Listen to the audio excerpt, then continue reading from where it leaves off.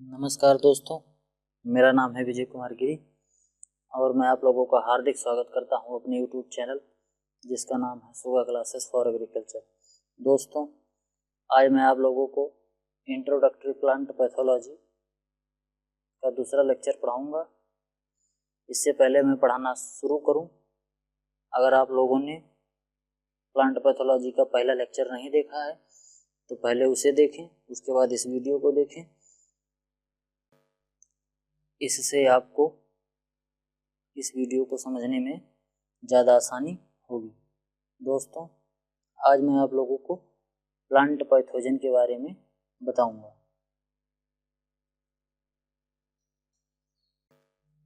इसमें मैं आप लोगों को बताऊंगा कि प्लांट पैथोजन होते क्या हैं, ये कितने प्रकार के होते हैं, इनको प्लांट पैथोजन क्यों कहा जाता है, इनके क्या क्या कार्य होते हैं, ये डिजीज कैसे डेवलप करते हैं, इनके क्या लक्षण होते हैं, आदि चीज़ों के बारे में बताऊंगा। तो सबसे पहले जानते हैं कि ये पैथोजन होते क्या हैं, यानी कि रोगजनक होते क्या हैं।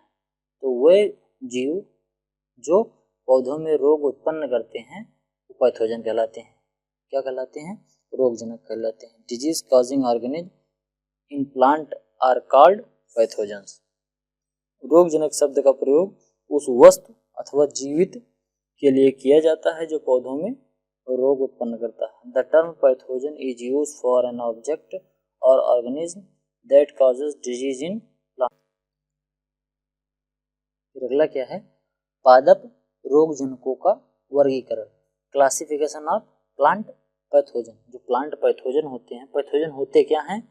वे जीव जो पौधों में रोग उत्पन्न करते हैं उनको हम क्या कहते हैं? Plant pathogen. अब इनका क्लासिफिकेशन होता है, तो क्लासिफिकेशन करने में ये कितने प्रकार के होते हैं? ये मुख्यतः 3 प्रकार के होते हैं। पहला कौन सा है? जैवीय कारक या जैविक रोगजनक और सजीव कारक। दूसरा क्या है?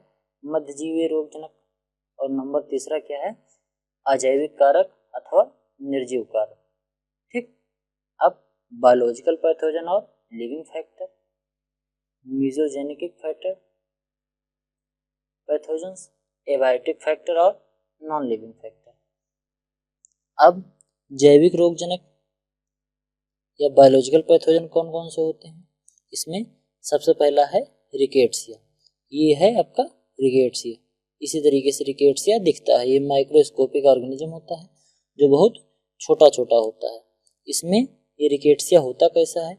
इसकी कोशिकाएं एक कोशिका भित्ति तथा एक झिल्ली द्वारा घिरी होती है। इसमें एक कोशिका होती है और एक झिल्ली होती है। तो इसकी जो एक कोशिका होती है, ये पूरी मान लो एक कोशिका है, तो इसके ऊपर जो ये झिल्ली है ये पूरी एक झिल्ली द्वारा घिरी रहती है। ठीक। फिर अगला क्या है? इसमें जाइलम तथा कभी कभी फ्लोएम भी पाया जाता है। इसमें जाइलम और फ्लोएम पाया जाता है। जाइलम और फ्लोएम क्या होते हैं? ये संवहन ऊतक होते हैं। मतलब कि मान लो ये पौधा है, ध्यान से समझना, ये हो गया पौधा, ये ऊपर हो गई इसकी पत्तियां। अब एक तो है जाइलम। जाइलम का मतलब होता है जल। इसको समझने का तरीका मैं बता रहा हूँ। जाइलम, जाइलम का मतलब होता है जल। तो जल कहाँ होता है? ये मिट्टी है, मिट्टी की परत है, तो यानी कि जल जो होगा वो नीचे होगा। तो नीचे से अगर कोई चीज ऊपर को लेके जा रहा है, कोई संवहन ऊतक नीचे से जल को लेके जा रहा है, तो उसको संवहन ऊतक को क्या कहते हैं? जाइलम कहते हैं। ठीक। तो जल से जाइलम, जल मतलब नीचे, यानी कि नीचे से ऊपर जाएगा तो जाइलम के थ्रू जाएगा। उसके बाद फिर अगला है फ्लोएम। फ्लोएम क्या होता है? फ्लोएम और फल। फ्लोएम और फल, फा से फल, फा से फ्लोएम। फल कहाँ होता है? फल ऊपर लगा होता है। अब जो पत्तियां फोटोसिंथेसिस करके जो स्टार्च बनाती हैं, जो एनर्जी बनाती हैं, जो फूड मटेरियल बनाती हैं, वो पौधे के अन्य भागों तक लेके कौन जाता है? फ्लोएम। यानी कि फलों के पास से नीचे लेके आता है फ्लोएम और जलों के पास से ऊपर लेके जा रहा है जाइलम। तो इसको जाइलम और फ्लोएम आसानी से इसी तरीके से आप समझ सकते हैं। ठीक। अब फिर अगला क्या है? The cell are surrounded by a cell wall and a membrane. ये इसकी जो एक कोशिका होती है वो एक सेल वॉल और एक मेम्ब्रेन के द्वारा ढकी होती है। Xylem and sometime phloem are found. Xylem तो हरदम पाया जाएगा लेकिन फ्लोएम कभी कभी पाया जाता है। ठीक, फिर आगे है माइकोप्लाज्मा या फाइटोप्लाज्मा। माइकोप्लाज्मा या फाइटोप्लाज्मा या बहुत सूक्ष्म एक कोशिकीय अचर असीम केंद्रकीय जीव होते हैं। ये अचार लिखा है इसको, ये अचर है यानी कि ये मूव नहीं कर सकते, एक दूसरे से एक जगह से दूसरी जगह पर जा नहीं सकते। असीम केंद्रकीय होते हैं मतलब इनमें केंद्रक जो होता है वो सुव्यवस्थित नहीं रहता है। ये बहुत सूक्ष्म होते हैं और एक कोशिकीय होते हैं मतलब केवल एक कोशिका के बने होते हैं। यह अत्यंत बहुरूपी होते हैं यानी कि पोलियोमार्फिक होते हैं। ये पोलियोमार्फिक होते हैं यानी कि इनके रूप बहुत अलग अलग से होते हैं, इनको देख के आप पहचान नहीं सकते हैं। जैसे अमीबा देख के, पैरामीशियम को देख के पहचान सकते हैं कि ये है, इसी तरीके से इसको देख के पहचान नहीं सकते क्योंकि स्थिति परिस्थिति के अनुसार इनके रूप बदलते रहते हैं। इनमें दृढ़ कोशिका भित्ति का अभाव होता है मतलब दृढ़ कोशिका भित्ति जो ऊपर वाली ये दिख रही है भित्ति, ये बहुत दृढ़ नहीं होती है। इनमें बहुत एक हल्की सी माइन्यूट सी कोशिका भित्ति होती है। कोशिका भित्ति के स्थान पर एक त्रिस्तरीय झिल्ली होती है। ये जो झिल्ली होती है 3 लेयर की एक पतली सी झिल्ली होती है, इसमें कोशिका भित्ति नहीं होती है। इसमें आरएनए और डीएनए दोनों पाया जाता है। They are very microscopic unicellular pickles, sorry pickles नहीं होगा, एचर होगा, नॉन मूवेबल मतलब नॉन मूवेबल जो मूव नहीं कर सकते। एसिम्मेट्रोमेटिक। ठीक, फिर अगला क्या है, इट इज हाईली पॉलीमॉर्फिक, ये बहुरूपीय होते हैं। They lack the firm cell wall, इसमें कठोर कोशिका भित्ति का अभाव होता है। The 3 tier membrane in the place of cell wall, cell wall की जगह पे 3 टेयर मेम्ब्रेन पाई जाती है, त्रिस्तरीय एक झिल्ली पाई जाती है। फिर it contain RNA and double DNA. उसके बाद फिर अगला क्या है, नंबर तीसरा जो जीवित जैव रोग कारक है। तीसरा जीवित रोग कारक में पढ़ा रहा था पैथोजन। पैथोजन में पहला मैंने पढ़ाया, दूसरा पढ़ाया, अब ये तीसरा है। ये चल रहा है अभी क्या, सजीव वाले चल रहे हैं। तो स्पाइरोप्लाज्मा, इसमें कोशिका भित्ति के स्थान पर एक स्तरीय झिल्ली होती है। जैसे इसमें भी मैंने पढ़ाया था माइकोप्लाज्मा में, इसमें 3 स्तरीय झिल्ली होती है। देखो 3 स्तरीय झिल्ली, उसी तरीके से इसमें क्या होती है, एक स्तरीय झिल्ली होती है। बाकी है लगभग माइकोप्लाज्मा की तरह ही होता है। ठीक, फिर अगला क्या है, bacteria. Bacterial growth rate high in alkaline soil, यानी कि क्षारीय माध्यमों में जीवाणु की वृद्धि अधिक होती है। फिर उसके बाद it is less effective than fungi, यानी कि जो फंगस होते हैं, जो फफूंदी होते हैं, इसमें रोग उत्पन्न करने की क्षमता ज़्यादा होती है लेकिन बैक्टीरिया में कम होती है। Bacteria are asymmetric organism with a hard cell wall. Bacteria एक असीम केंद्रकीय जीव होता है जिसमें एक दृढ़ कोशिका भित्ति पाई जाती है। दे आर मल्टीसेलुलर, ये बहुकोशिकीय होते हैं। दे लैक न्यूक्लियस, इनके अंदर केंद्रक का अभाव होता है मतलब केंद्रक इनमें नहीं पाया जाता। फिर अगला है फंगस। फंगस क्या होते हैं, ये परिहरितहीन होते हैं यानी कि एक क्लोरोफिलस होते हैं, इनमें क्लोरोफिल नहीं पाया जाता मतलब ये हरे नहीं होते। सुव्यवस्थित केंद्रक युक्त होते हैं मतलब इसमें केंद्रक पाया जाता है। यह एक कोशिकीय अथवा बहुकोशिकीय तंतुमय शरीर होता है मतलब एक कोशिकीय भी होते हैं, कभी कभी बहुकोशिकीय भी होते हैं। ठीक, ये असीम केंद्रकीय होते हैं मतलब इसमें असीम केंद्रकीय होते हैं। अलैंगिक और लैंगिक दोनों प्रकार का इसमें जनन होता है। ठीक, सेक्सुअल और एसेक्सुअल दोनों प्रकार का रिप्रोडक्शन करते हैं। It is lack of chlorophyll, contained well organized nuclei. It is a unicellular and multicellular fibrous body. It are semi-miracles. ठीक,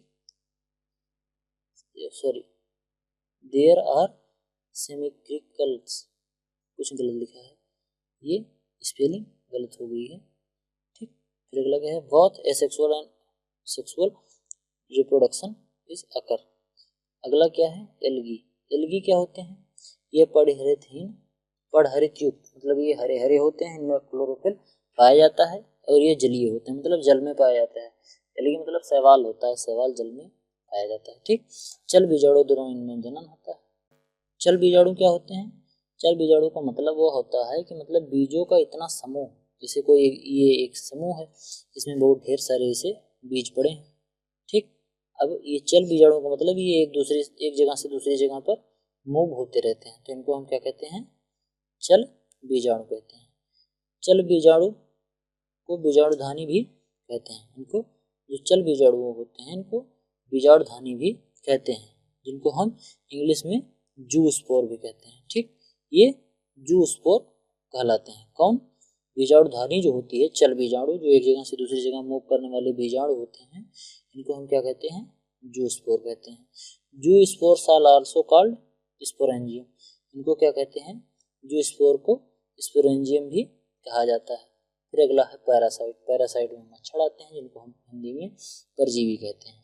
अमरबेल जो होता है ये भी एक परजीवी होता है, और कसकुटा, ये दोनों एक परजीवी है जो पेड़ पौधों पे लगते हैं। ये इसमें परहरित जो होता है नहीं पाया जाता है, ये पीले कलर का होता है। ठीक, परहरित इसमें क्लोरोफिल नहीं पाया जाता। यह पूर्ण तना परजीवी होता है, मतलब ये तने में जैसे मान लो ये कोई पौधा है, ठीक, उसी पौधे के तने में ऐसे जाएगा और उसके तने में अपनी जड़ें अंदर तक डाल देगा, और फिर उसी से तने से पोषण लेगा, और पोषण लेके ये फैलने लगता है। धीरे धीरे ये फैलता जाएगा, और जो मेन पौधा है इसको पोषण कम मिलने लगा है, और धीरे धीरे इस पौधे को ये डैमेज कर देता है। ठीक, फिर अगला क्या है? आरोबैंकी। आरोबैंकी पूर्ण जड़ परजीवी होता है। फिर आरोबैंकी जो होता है यह पूर्णतः जड़ परजीवी होते हैं, यानी जो पौधों की जड़ होती है, ऐसे जो जड़ निकली होती है, इन्हीं के जड़ों में ये अपना जड़ अंदर डाल देता है इनकी जड़ में, और फिर उन्हीं जड़ों से पोषण लेने लगता है। जैसे ये मान लो कोई एक तना है, इस तने की एक मोटी सी जड़ है, तो इस जड़ के अंदर वो अपनी जड़ डाल देगा, धीरे धीरे फिर ये ऐसे डेवलप हो जाएगा। तो ये अपने जो ये पौधा जड़, इस पौधे ने जो न्यूट्रिएंट मिट्टी से एब्जॉर्ब किए हैं उनको ये खींच लेगा, अपने में लेके चला जाएगा। ठीक, तो इसलिए ये परजीवी होता है। और फिर अगला क्या है? प्रोटोजोआ। प्रोटोजोआ कहते हैं ये एक प्रकार के जीव होते हैं जिनमें कसाब पाया जाता है। ये जो पतला पतला देख रहे हो कसाबिका, तो फ्लैजलम भी कहते हैं। दोनों तरफ देख रहे हो फ्लैजलम, इनमें ये फ्लैजलम पाया जाता है। कसाब के माध्यम से ये एक जगह से दूसरी जगह पे जाते हैं। ये कसाब जो है ये इधर से यहाँ आ जाएगा, फिर ये इसे घूम के यहाँ जाएंगे, फिर इसे घूम के यहाँ, यहाँ, यहाँ, फिर ऐसे ऐसे ये धीरे धीरे इसे एक जगह से दूसरी जगह चलते रहते हैं। These are a type of organism in which flagellum is found. फिर अगला क्या है? They go from one place to another place through flagellum. फिर अगला है निमेटोड। निमेटोड क्या होते हैं? यह बहुत छोटे होते हैं, बहुकोशिकीय होते हैं, खंड इनमें नहीं पाए जाते हैं, और धागे के तरीके से होते हैं, सुडौल जीव होते हैं। ये जो होते हैं निमेटोड होते हैं।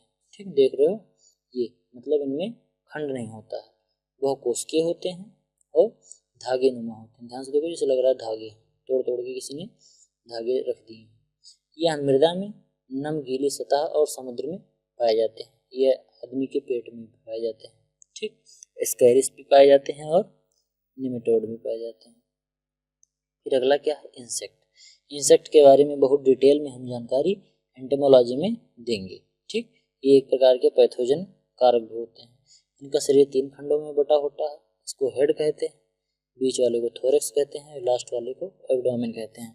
अगर आपको इंसेक्ट के बारे में पढ़ना है तो मेरी एक सीरीज चल रही है फंडामेंटल ऑफ एंटोमोलॉजी या इंट्रोडक्टरी एंटोमोलॉजी, इसमें आप जाकर लेक्चर वाइज सभी वीडियो पढ़ी है, अगर आप चाहें तो देख सकते हैं मेरे चैनल पर। फिर अगला क्या है? इसके बारे में विशेष अध्ययन हम कीट विज्ञान में करेंगे। Their body is divided into 3 sections. Detailed study in these will be done in entomology. ठीक, फिर उसके बाद अभी तक के जो जीवीय कारक चल रहे थे, मतलब जिनमें जीव होता है, यानी कि सजीव कारक जो रोग उत्पन्न करते हैं। अब उसके बाद मध्यजीवीय रोगजनक, मतलब मध्यजीव जो सजीव और निर्जीव के बीच की कड़ी हैं वह जीव जो सजीव और निर्जीव के बीच की कड़ी हैं और रोग उत्पन्न करते हैं, उनके बारे में हम अध्ययन करेंगे।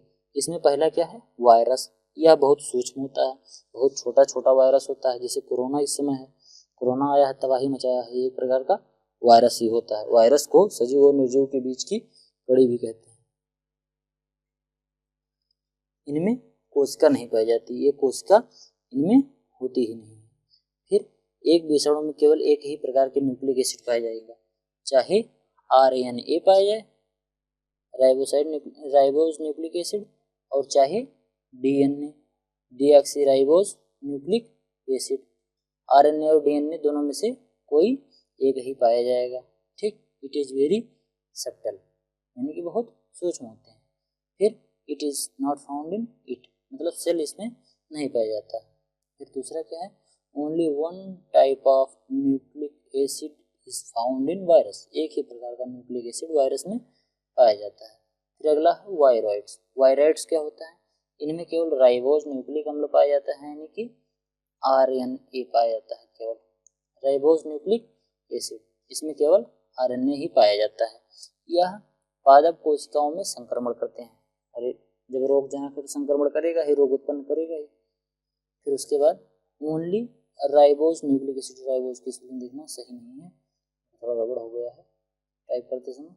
Acid is found in them. फिर अगला क्या है, it infected the plant cell, ये प्लांट सेल के पादप कोशिकाओं को संक्रमित करता है।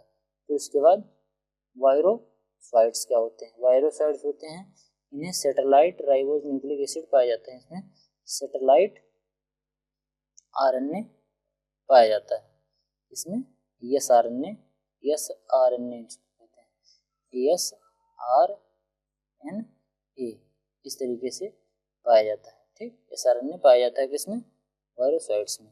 यह किसी अन्य वायरस पर आश्रित होते हैं, मतलब कोई और एक वायरस रहेगा, उसी वायरस के ऊपर ये रहेंगे, ठीक, उसी पर आश्रित रहते हैं। They are depend on some other virus. फिर अगला है प्रियॉन्स। प्रियॉन्स क्या होते हैं, यह वायरॉइड से छोटे होते हैं, जो वायराइड होते हैं ये उनसे भी छोटे होते हैं। वायरस से छोटा वायरॉइड्स, वायरॉइड से छोटा prions. They are too similar than viroids. फिर अगला क्या है, अजैविक रोगजनक या निर्जीव कारक, abiotic factor are inanimate factor.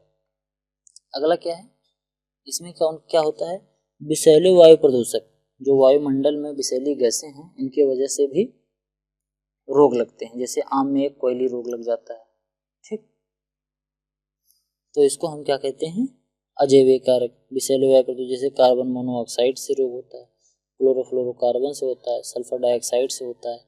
तो इन सब चीज़ों से जो रोग होता है उनको हम निर्जीव कारक के रूप में रखते हैं। विषैली वर्षा, जिसको हम अम्लीय वर्षा के नाम से जानते हैं, इससे भी रोग उत्पन्न हो जाता है।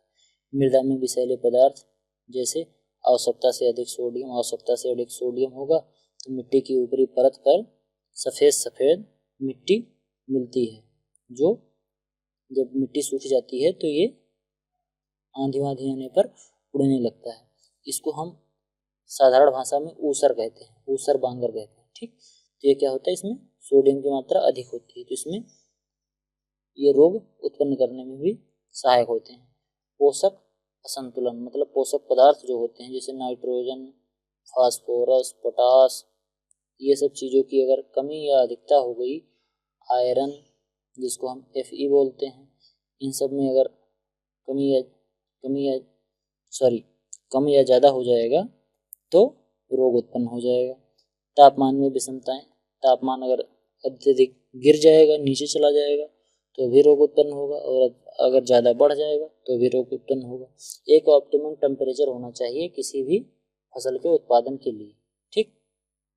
Toxic air pollutant such as carbon monoxide, chlorofluorocarbon, sulphur dioxide, poisonous rain be known as acid rain, toxic substance in the soil such as excess sodium, nutritional imbalance, deficiency और एक्सेस ऑफ एसेंशियल न्यूट्रिएंट, मतलब essential जो आवश्यक nutrient हैं उनकी चाहे deficiency हो जाए, चाहे वो एक्सेस हो जाए, चाहे वो कम हो जाए, चाहे ज़्यादा हो जाए, ठीक। टेम्परेचर टेम्परेचर भी, अगर टेम्परेचर एक्सट्रीम टेम्परेचर अगर हाई हो जाएगा या एक्सट्रीम हो जाएगा या ड्रॉप हो जाएगा, तो इससे क्या होगा, रोग उत्पन्न हो जाएगा। Thanks for the attending my class. If you like the video, do not forget to subscribe my channel success with smart learning with Vijay Kumar Giri. सुबह classes for agriculture. Thank you all. Classes for agriculture. Thank you all.